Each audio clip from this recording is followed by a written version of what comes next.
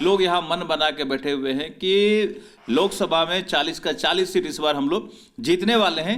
इसलिए कहीं कोई पेच उच फंसने का बात नहीं है, बस थोड़ा बहुत वक्त लगेगा, 1-2 दिन में सारा पिक्चर साफ हो जाएगा। चिराग पासवान जी वैसे भी कहते हैं कि हम मोदी जी के हनुमान हैं, तो मोदी जी के हनुमान हैं तो कोई राम से हनुमान अलग कैसे रह सकता है। इसलिए चिराग पासवान जी एनडीए के मजबूत पार्ट है और मजबूत पार्ट रहेंगे। और नमस्कार, दर्श न्यूज देख रहे हैं आप, मैं हूं आपके साथ दक्षा प्रिया।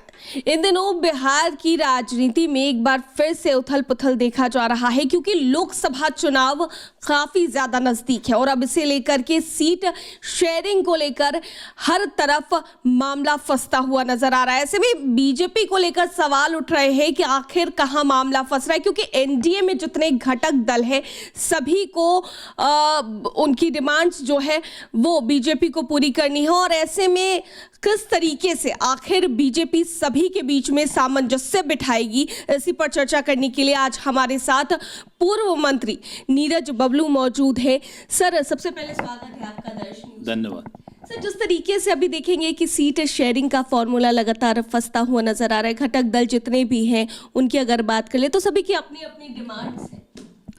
देखिए, ये किसने कह दिया कि सीट शेयरिंग का मामला फंस रहा है? कहीं कोई मामला फंस नहीं रहा है और एनडीए में मुझे लगता है कि सब कुछ बिल्कुल सम्मान है और यहाँ सरकार भी है, अब कहीं कोई परेशानी भी नहीं है।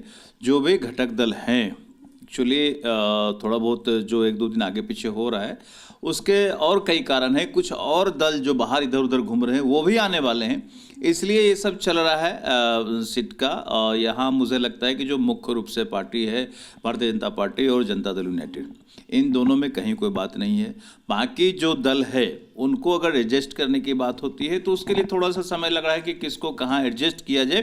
कहीं कोई पेच नहीं फंस रहा है, सबों को एडजस्ट करके। और माननीय प्रधानमंत्री जी का जिस तरह से काम है, पूरे देश में उत्साह का माहौल है और खास करके बिहार में ज़बरदस्त उत्साह का माहौल है। लोग यहाँ मन बना के बैठे हुए हैं कि लोकसभा में 40 का 40 सीट इस बार हम लोग जीतने वाले हैं। इसलिए कहीं कोई पेच उच फंसने का बात नहीं है, बस थोड़ा बहुत वक्त लगेगा, 1-2 दिन में सारा पिक्चर साफ हो जाएगा। लेकिन चिराग पासवान की सर अगर बात करें तो आप देखेंगे कि चिराग पासवान को लेकर जिस तरीके से सवाल उठ रहे थे, क्योंकि चाचा भतीजे की लड़ाई में कहीं ना कहीं आप देखेंगे कि एनडीए को इसमें लेकर के परेशानी हो रही है। देखिए, जहाँ तक चिराग पासवान जी का सवाल है, चाचा भतीजा की बात आप कह रहे हैं, तो पारिवारिक मैटर है और परिवार में ही सुलझ जाएगा।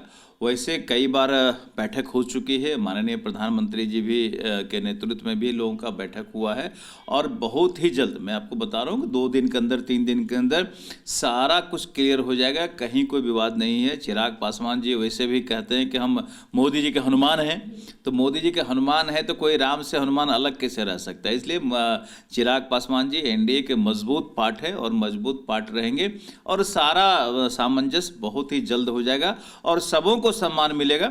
जो पार्टी जिस लेवल की है उनको उस तरह का सीट देकर के सबों को सम्मानित किया जाएगा और सभी सीट हमारा एकदम क्लियर है और हम लोग 40 का 40 जीतेंगे। लेकिन उनको महागठबंधन से भी ऑफर आया सर, अगर 6+2 की बात करें तो उसको लेकर के उन्हें ऑफर आया। ठीक है, ऑफर देखिए, दूसरी पार्टियां हैं, हर पार्टी अपना अपना ऑफर देती है, हर पार्टियां अपना अपना चुनाव के समय प्रोपगंडा फैलाती है, एजेंडा लाती है, तरह तरह का बात चलते रहता है। चिराग पासवान जी को पता है कि अगर लोकसभा हमको पहुंचना है तो कौन सा पार्टी, कौन सा गठबंधन हमको लोकसभा पहुंचा सकता है। वो इंडिया गठबंधन कितना भी दल जोड़ ले, लोकसभा नहीं पहुंचने वाली है और आरजेडी का एक भी सीट नहीं जीतने वाला है, इसकी गारंटी है।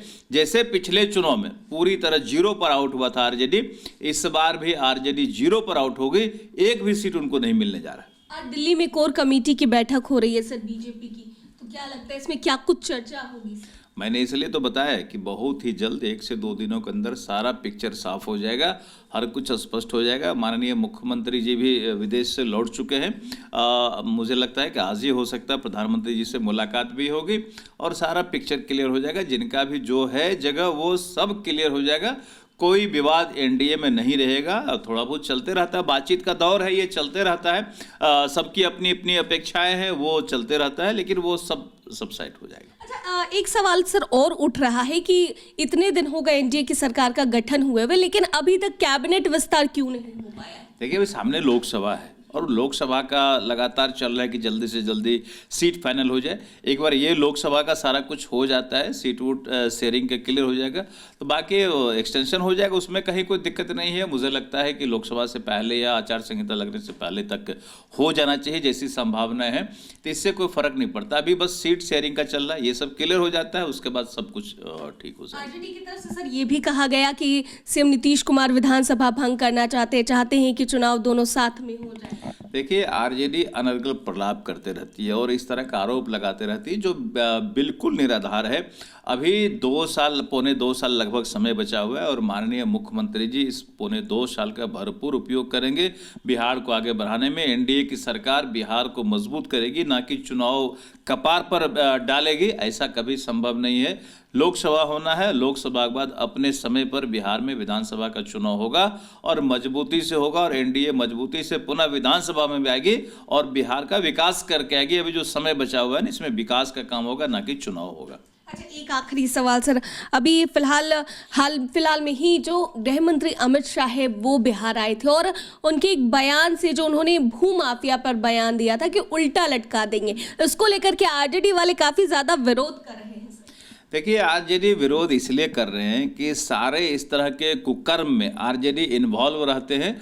आरजेडी जब जब सरकार में आती है तो जंगल राज लाती है, माफियाओं का राज होता है। कोई दिन ऐसा नहीं होता है जिस दिन हत्या, लूट, बलात्कार जैसी घटनाएं नहीं घटती है, गैंग रेप होता है, महादलित बच्चियों के साथ दुष्कर्म हुआ है और बालू माफिया, जमीन माफिया, इसका राज हो जाता है। इसलिए हमारे नेता कहते रहते हैं, चाहे वो माननीय हमारे गृह मंत्री हो या हमारे माननीय सम्राट चौधरी जो डिप्टी सीएम हमारे अध्यक्ष भी हैं, ये भी कहते हैं कि अपराधियों को जिंदा गाड़ेंगे और अपराधी का नाम निशान बिहार से मिटा देंगे हम लोग। और मजबूती से सरकार अगर चलती है, लोकसभा के बाद एक भी अपराधी बिहार में नहीं बचेगा।